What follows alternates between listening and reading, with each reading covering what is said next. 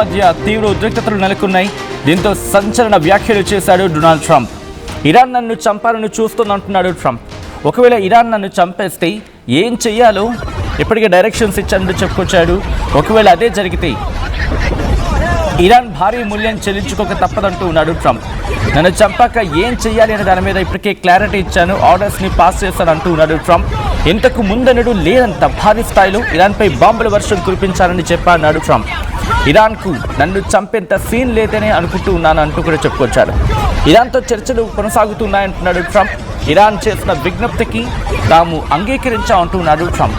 కాల్పుల విరమణ ఒప్పందం మాత్రం ముగిసింది అంటూ ట్రంప్ చెప్పడం ప్రస్తుతం ఈ అంశానికి సంబంధించి ఆ డెప్త్ని అర్థం చేస్తూ ఉంది. ఇరాన్ చేసిన విజ్ఞప్తికి మేము అంగీకరించామంటున్నాడు ట్రంప్. కాల్పుల విరమణ ఒప్పందం మాత్రం ముగిసింది అంటూ చెప్పుకొచ్చాడు. అంటే కాల్పుల విరమణ ఒప్పందం మాత్రం ముగిసిందంటూ చెప్పడం ఇంట్రెస్టింగ్ అంశం. అసలు ఇంతకీ ట్రంప్ ఏమన్నాడు చూద్దాం. You know what a race car driver is? 1/10 of 1%. A bull rider, that looks pretty dangerous to me. It's 1/10 of 1%. No, it's 5.2% is you don't make it. You should have told me. You're an excellent reporter. You should have told me that years ago. Maybe I wouldn't have run. It's a very dangerous profession. No, I'm number one on the kill list for Iran. They're lovely people. I'm number one. So I don't know. I can't tell you that, but I don't really care because I'm doing my job and I'm doing it, I hope, better than anybody's ever done it, because we have a country that's hot and really, really successful. But I mention it only because it's on the list. I mean, it came out. There was another list came out yesterday, and I'm number one on. I like being number one on TikTok better, but I'm number one on the list for killing. You know what a race car driver is? 1/10 of 1%. A bull rider, that looks pretty dangerous to me. It's 1/10 of 1%. No, it's 5.2% is you don't make it. Right, అది Trump అంటోంది. వాళ్ళ top లిస్ట్లో నేనున్నాను, వాళ్ళ top లిస్ట్లో, వాళ్ళ hit లిస్ట్లో number 1 ఉన్నాను అంటున్నాడు ట్రంప్. ఇరాన్ నిజంగా ట్రంప్ని వేసేయగలదా? ట్రంప్ని చంపగల సత్తా ఇరాన్కు ఉందా అంటే as of now biggest question mark. Trump కూడా అదే అంటూ ఉన్నాడు. నాకైతే అంత నమ్మకం లేదు. ఒకవేళ అదే జరిగితే కనుక ఇరాన్ని బుగ్గిపాలు చేసేయండి అని అర్థం వచ్చేలా వ్యాఖ్యలు చేస్తూ ఉన్నాడు. ఇప్పుడు ఈ సినారియోలో ఎందుకు ఈ క్వశ్చన్ రైజ్ అవుతుంది అంటే కనుక ఇరాన్ మీద దాడులు జరిగాయి. అయితే ఇరాన్ మీద దాడి చేస్తుంది ఎవరు? ఇంతవరకు ఎవ్వరూ క్లారిటీ ఇవ్వలేదు. ఆ ఫస్ట్ అటాక్, ఆ మొట్టమొదటి అటాక్ మాత్రమే ఇంతటికి దారి తీసింది. ఇప్పుడు అమెరికా ఇరాన్ మీద దాడి చేస్తుందని చెప్పి ఇరాన్ చెప్పుకురావడం, కానీ అమెరికా ఉంటుంది నేను దాడి చేయలేదంటూ ఉంది. మరి దాడి చేస్తుంది ఎవరు?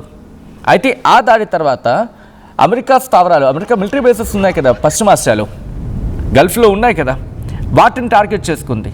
ఇక ఆ తర్వాత మళ్ళీ అమెరికా ఇరాన్ని టార్గెట్ చేస్తుంది. దాంట్లో బుషర్ న్యూక్లియర్ ప్లాంట్ ఉంది, చబహార్ పోర్ట్ ఉంది, ఇలా ఒకదాని తర్వాత ఒకటి టార్గెట్ చేస్తూనే ఉంది. మరి ఇంతటి దారుణాలకి ఇవన్నీ జరగడానికి కారణం ఆ ఫస్ట్ అటాక్. ఇప్పటివరకు ఆ ఫస్ట్ అటాక్ ఎవరు చేశారనేది మాత్రం క్లారిటీ ఇవ్వలేదు. సో ఇక్కడ ఎప్పుడైతే దాడులు జరిగాయో ఇక్కడ ఏమంటూ ఉంది, ఇరాన్ ఏమంటుంది, ఆ దాడులు అమెరికానే చేశారని చెప్పి ఇరాన్ అంటూ ఉంది. బట్ ట్రంప్ ఏం కోట్ చేస్తున్నాడు, హార్మోజ్ స్ట్రైట్ నుంచి ఒక 3 షిప్స్ వెళ్తూ ఉంటే పర్మిషన్ లేదని చెప్పి ఇరాన్ పేల్చేస్తుందని చెప్పి ఎక్కడికెక్కడ పొంతన ఉండట్లేదు. దాడులు మాత్రం కంటిన్యూ అవుతున్నాయి. కాల్పుల విరమణ ఒప్పందం మాత్రం ముగిసింది అంటూ ఉన్నారు, కొనసాగుతుందంటూ ఉన్నారు. కాల్పుల విరమణ ఒప్పందం మాత్రం ట్రంప్ వెర్షన్లో చూస్తే ముగిసింది. సో ఒక్కసారి రీక్యాప్కి వెళ్ళే ప్రయత్నం చేసినప్పుడు ఫస్ట్ అమెరికా అటాక్ చేస్తుంది అని చెప్పి ఇరాన్ చెప్తూ ఉంది. ఇరాన్ ఏమంటూ ఉంది, లేదు అమెరికాని ఫస్ట్ అటాక్ చేస్తుంది ఇరాన్ చెప్తూ ఉంటే అమెరికా ఏమంటుంది, ఇరాన్ అటాక్ చేస్తుంది అంటూ ఉంది. ట్రంప్ ఏమంటూ ఉన్నాడు, హార్మోజ్ స్ట్రైట్లో వెషల్స్ లేకపోతే ఆ షిప్స్ వెళ్తూ ఉంటే వాటిని ఇరాన్ అటాక్ చేస్తుందని చెప్పి. అంటే ఎక్కడ పొంతను కుదరటం లేదు, ఎవరు దాడి చేస్తారో చెప్పడం లేదు. ఆ ఫస్ట్ అటాక్ గురించి మాట్లాడుకుంటే కానీ ఆ తర్వాత ఏమైంది, ఇరాన్ ఇది గల్ఫ్ కంట్రీస్లో ఉన్న అమెరికన్ బేసెస్ని టార్గెట్ చేసింది. ఆ తర్వాత అమెరికా స్వయంగా రంగంలోకి దిగి అక్కడి నుంచి ఈ మిలిటరీ బేసెస్ నుంచి చబహార్ పోర్ట్ని టార్గెట్ చేసింది, బుషర్ న్యూక్లియర్ ప్లాంట్ని టార్గెట్ చేసింది, వాటితో పాటు కొన్ని కీలకమైన స్థావరాలని టార్గెట్ చేసుకుంది. ఈ కాంటెక్స్లోనే ట్రంప్ ఒక స్టేట్మెంట్ ఇచ్చాడు. ఏమని, ఒకవేళ మేము ఇక్కడికి టార్గెట్ చేయాలి అనుకుని ఉండుంటే ఇటు అయతుల్లా అలీ ఖొమైనీ అంత్యక్రియలు జరుగుతున్నాయి కదా, అంత్యక్రియలకి కీలకమైన నేతలందరూ వచ్చున్నారు. మహమ్మద్ బఘీరీ ఉన్నారు, దాంతోపాటు వాళ్ళ ఫారెన్ మినిస్టర్ అబ్బాస్ అరాగ్చి ఉన్నారు. అయితే అక్కడ ముజ్తబా ఖమేనీ ఎక్కడ కనిపించలేదు. ముజ్తబా ఖమేనీ మినహా I'm sorry, Ayatollah Ali Khamenei కొడుకులు అంతా కూడా వచ్చారు. సో వీళ్ళంతా ఇంతమంది ఉన్న చోట మేము ఎక్కడ టార్గెట్ చేయలేదు, మేము వాళ్ళని అంత్యక్రియలు ప్రశాంతంగా చేసుకోనని చెప్పి విడిచిపెట్టేస్తామని చెప్పి ట్రంప్ చెప్పుకొచ్చాడు. కానీ అంత పెద్ద ఎత్తున జన సమూహం రావడం ప్రపంచానికి కూడా షాక్ గురి చేస్తుంది. ఎందుకంటే కారణం ఉంది, ఆయతుల్లా అలీ ఖమేనీ చేసిన పనులు వ్యతిరేకత ఆ స్థాయిలోకి వెళ్ళిపోయింది. ఎందుకంటే హిజాబ్ విషయంలో ఎంత రచ జరిగిందో ఒక 2022 ఆ ప్రాంతానికి వెళ్ళిపోతే అర్థమైపోతుంది. ఎందుకంటే అప్పుడప్పుడే ఉద్రిక్తతలు కావచ్చు, లేకపోతే వ్యతిరేకత పెళ్ళుబుకుతూ ఉంది ఇరాన్లో ఆయతుల్లా అలీ ఖమేనీకి వ్యతిరేకంగా. ఆ తర్వాత మెల్లిగా మారిపోయిన పరిస్థితులు ఇవన్నీ ఇక ఒక గొడ్డల పెట్టిగా మారిపోతుంది అనుకున్న సందర్భంలో ఆయతుల్లా అలీ ఖమేనీ మరణం తర్వాత అంత పెద్ద ఎత్తున ప్రజలు అక్కడికి చేరుకోవడం, అంత పెద్ద ఎత్తున ప్రజలు అంత్యక్రియలకు హాజరు కావడం ఇన్ఫాక్ట్ అమెరికాకు షాక్ గురి చేస్తుంది. ప్రపంచ దేశాలకు సంబంధించిన కీలక నేతలు అందరూ వెళ్ళారు, గల్ఫ్ కంట్రీస్ నుంచి కూడా కొంతమంది వెళ్ళారు అంత్యక్రియలకి. కానీ అమెరికా వెళ్ళలేదు, యూరోపియన్ యూనియన్ నుంచి ఒక్క దేశం కూడా వెళ్ళిన సందర్భాలు లేవు అప్ టు మై నాలెడ్జ్. అంటే అర్థం చేసుకోవచ్చు అక్కడ ఎటువంటి పరిస్థితులు ఉన్నాయనేది. సో ఇటువంటి సందర్భంలో ఐఆర్జీసీ ఊరుకుంటుందా? ఎందుకంటే ఇప్పుడు కంప్లీట్ పవర్ అంతా ఐఆర్జీసీ మీద కనిపిస్తూ ఉంది, నిర్మోహమాటంగా నిస్సంకోచంగా. అక్కడ ఆ నెగోషియేషన్స్ ఎవరు చేస్తూ ఉన్నారు? అబ్బాస్ అరాక్చి అండ్ బగీర్ వీళ్ళిద్దరే కదా. అండ్ ఇప్పుడు ఆ నెగోషియేషన్స్ కూడా పెద్ద స్థాయిలో కనిపించట్లేదు. అంటే ఐఆర్జీసీ ఒకలా వ్యవహరిస్తూ ఉంటే నెగోషియేషన్స్ ఒకలా ఉంటున్నాయా? ఇది ప్రెసెంట్ చర్చ జరుగుతుంది. బట్ ఏమైనప్పటికీ ఖమేనీ నన్ను చంపేస్తాడు అని ట్రంప్ చెప్పడం ప్రస్తుతం గాఢతను వ్యక్తం చేస్తూ ఉంది. అయితే ఇక నిన్నటి నుంచి ఒక కథనం కూడా సోషల్ మీడియాలో బాగా వైరల్ అవుతూ ఉంది. ఏమని? ఇజ్రాయెల్ ఇప్పటికే అమెరికాకు హింట్ ఇచ్చింది, ఇజ్రాయెల్ ఇచ్చిన ఇన్ఫర్మేషన్, ఇజ్రాయెల్ ఇచ్చిన ఇన్పుట్తోనే అమెరికా ఈ స్టేట్మెంట్ చేస్తోందని చెప్పి. ఇజ్రాయెల్ ఇటు అమెరికాను పురుగొల్పుతోంది. ఈ అటాక్స్ కంటిన్యూ కావాలని ఇజ్రాయెల్ తన ఇంటెలిజెన్స్ పేరుతో అమెరికాకి ఇన్పుట్ ఇచ్చి అమెరికాను పురుగొల్పే ప్రయత్నం చేస్తోంది. అటాక్స్ని తీవ్రతరం చేసేందుకు ఇజ్రాయెల్ చేస్తున్న పన్నాకి వీదని చెప్పి ఇంకొక చర్చ జరుగుతూ ఉంది.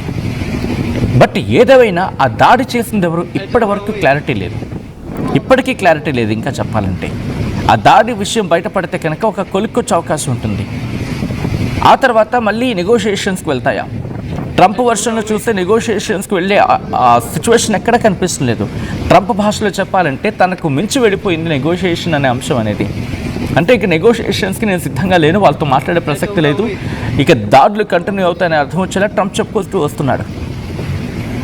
అండ్ దానికి సంబంధించి మీరు చూడొచ్చు పరిస్థితుల్ని. సో ఇక్కడ పశ్చిమాసియాలో ఉద్రిక్తతలు భారీగా పెరిగిపోతున్న వేళ, మళ్ళీ భారీ స్థాయిలో పెరిగిపోతున్న వేళ ట్రంప్ చేసిన వ్యాఖ్యలు తనను ట్రంప్ని చంపడంలో ఆ దేశం కనుక సక్సెస్ అయితే నెక్స్ట్ ఏం చేయాలనేది ఇప్పటికే డైరెక్షన్స్ ఇచ్చాడు. ఏదైనా జరిగిందనుకోండి, ఇంతకు ముందన్నడు లేని విధంగా భారీ స్థాయిలో ఇరాన్పై బాంబులు వేసేయండి అని చెప్పి డైరెక్షన్స్ ఇచ్చాడు. ఒక్కసారి ఆ విజువల్స్ చూద్దాం, ఆ ఆడియో విందాం.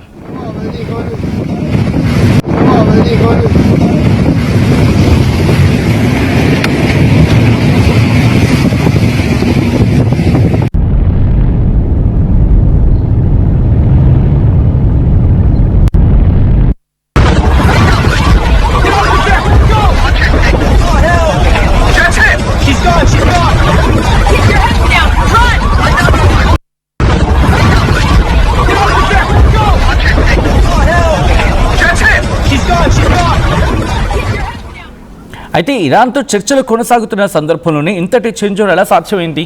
ఏం జరుగుతూ ఉంది? ఇరాన్ ఎందుకు దాడులు చేస్తూ ఉంది? ఈ దాడుల వెనుక ఎవరి పని ఉంది, ఎవరి కుట్ర ఉంది? ఇజ్రాయెల్ పని ఉందా, లేకపోతే గల్ఫ్ దేశాల పని ఉందా, లేకపోతే అమెరికానే దాడి చేసి నాకేం తెలీదు అని చెప్పి కామ్గా కూర్చుందా? ఎందుకు దాడులు చేస్తూ ఉంది? ప్రస్తుతం దీని గురించి కదా మాట్లాడుకుంటూ ఉంది. ఈ కథలో మిమ్మల్ని కాస్త కలవరపరచొచ్చు, దీనికి సంబంధించి తగిన జాగ్రత్తలు తీసుకోవాలని ఆర్టీవీ సూచించడం జరుగుతోంది. This is disturbing content, video description is highly advised. అయితే ఇరాన్పై దాడులు చేస్తుంది ఎవరు? ఇరాన్పై రీసెంట్గా జరిగిన దాడులు ఏ స్థాయిలో ప్రకంపనలు సృష్టిస్తున్నాయో చూసాం. అయితే ఇరాన్ దాదాపుగా గురువారం అనుకుంటా ఆ టైంలో ఒక దాడి జరిగింది. ఈ దాడికి సంబంధించి యుఎస్ ఎన్కామే చెప్పుకొచ్చింది. మొత్తం 90 లక్ష్యాలపై తాము విరుచుకుపడినట్టు వెల్లడించింది. సో ఇరాన్లోని బుషెహర్, బలూచిస్తాన్ ప్రావిన్స్పై and Sistan, Ahvaz, Chabahar ports వీటన్నిటి టార్గెట్ చేసుకుంది యుఎస్ సెంట్కామ్ అంటూ ఉంటారు. అండ్ టెహ్రాన్ కూడా ఈ దాడుల విషయంలో నేరుగా ఏ దేశాన్ని క్వశ్చన్ చేయట్లేదు. అంటే అమెరికా గురించి మాట్లాడుతుంది తప్ప ఈ దేశం టార్గెట్ చేసిందని చెప్పి అక్కడ క్లారిటీ ఇవ్వట్లేదు. అయితే యూఏఈ హస్తం ఉందని చెప్పి ఇరాన్ పార్లమెంట్ జాతీయ భద్రతా కమిటీ సభ్యుడు ఐఆర్జీసీ మాజీ కమాండర్ ఇస్మాయిల్ కౌసరీ అనుమానం వ్యక్తం చేయడం జరుగుతోంది. ఎందుకంటే అమెరికాకు సహకరిస్తున్నందుకు ఆ దేశం మూల్యం చెల్లించుకోక తప్పదని హెచ్చరించారు. ఇంతకుముందు అమెరికా ఇరాన్ యుద్ధం భీకరంగా జరుగుతున్న సందర్భంలో ఇరాన్లో సౌదీ అరేబియా యూఏఈ ఈ తరహాలో దాడులు చేసిన సంగతి గుర్తుంచుకోవాలి అనే అంశాన్ని కూడా కోట్ చేయడం జరుగుతోంది. సో మొత్తంగా ఏం జరగబోతుంది అనేది ఆసక్తికరంగా మారింది. బట్ బిఫోర్ ద ట్రంప్ అనే వ్యక్తి ఇటువంటి భారీ స్టేట్మెంట్ ఇవ్వడం ప్రస్తుత పరిస్థితులకు అర్థం పడుతూ ఉంది. నిజంగా ట్రంప్ని చంపేసేంత కెపాసిటీ, క్యాపబిలిటీ, అటువంటి ఇంటెలిజెన్స్ ఇరాన్కు ఉందా? మీరేమనుకుంటున్నారు? కామెంట్ చేసే ప్రయత్నం చేయండి అండ్ పోల్లో పార్టిసిపేట్ చేసే ప్రయత్నం చేయండి. ట్రంప్ ఏమంటున్నాడు చూద్దాం. Because it's on the list. I mean, it came out. You know what a race car driver is? 1/10 of 1%. A bull rider, that looks pretty dangerous to me. It's 1/10 of 1%. No, it's 5.2% is you don't make it. You should have told me. You're an excellent reporter. You should have told me that years ago. Maybe I wouldn't have run. It's a very dangerous profession. No, I'm number one on the kill list for Iran. They're lovely people. I'm number one. So I don't know. I can't tell you that, but I don't really care because I'm doing my job and I'm doing it, I hope, better than anybody's ever done it because we have a country that's hot and really, really successful. But I mention it only because it's on the list. I mean, it came out. There was another list came out yesterday, and I'm number one on. I like being number one on TikTok better, but I'm number one on the list for killing. You know what a race car driver is? 1/10 of 1%. A bull rider, that looks pretty dangerous to me. It's 1/10 of 1%.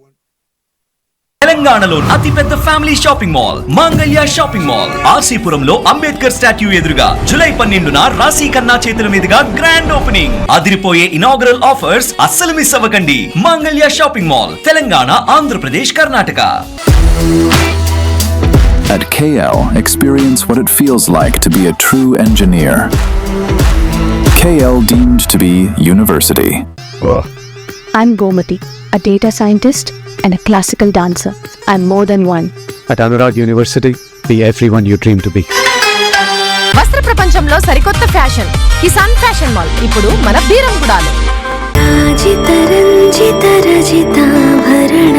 Pure in its form with grace made noble.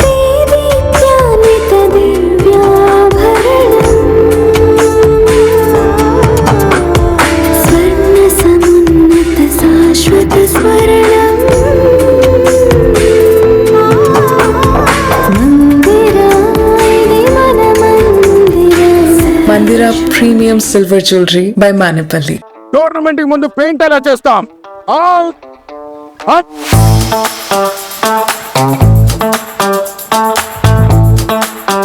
Plan అయితే చాలా బాగుంది sir. Stadium పరిస్థితి చూడండి. Tournament ముందు paint ఎలా చేస్తాం? Techno paints ఉందిగా. Techno paints township, dam, stadium లేదా మనీళ్ళు పెయింట్స్ నుంచి పెయింటింగ్ వరకు పూర్తి సొల్యూషన్ కావాలంటే మేమున్నాం. కానీ సార్, టైంకి పూర్తవుతుందా? రోజుకు 23 లక్షల స్క్వేర్ ఫీట్ పెయింటింగ్ చేయగల సామర్థ్యం, 5,000 మంది స్కిల్డ్ లేబర్ టీం మా వెంట ఉంది. 23 లక్షల? అవును.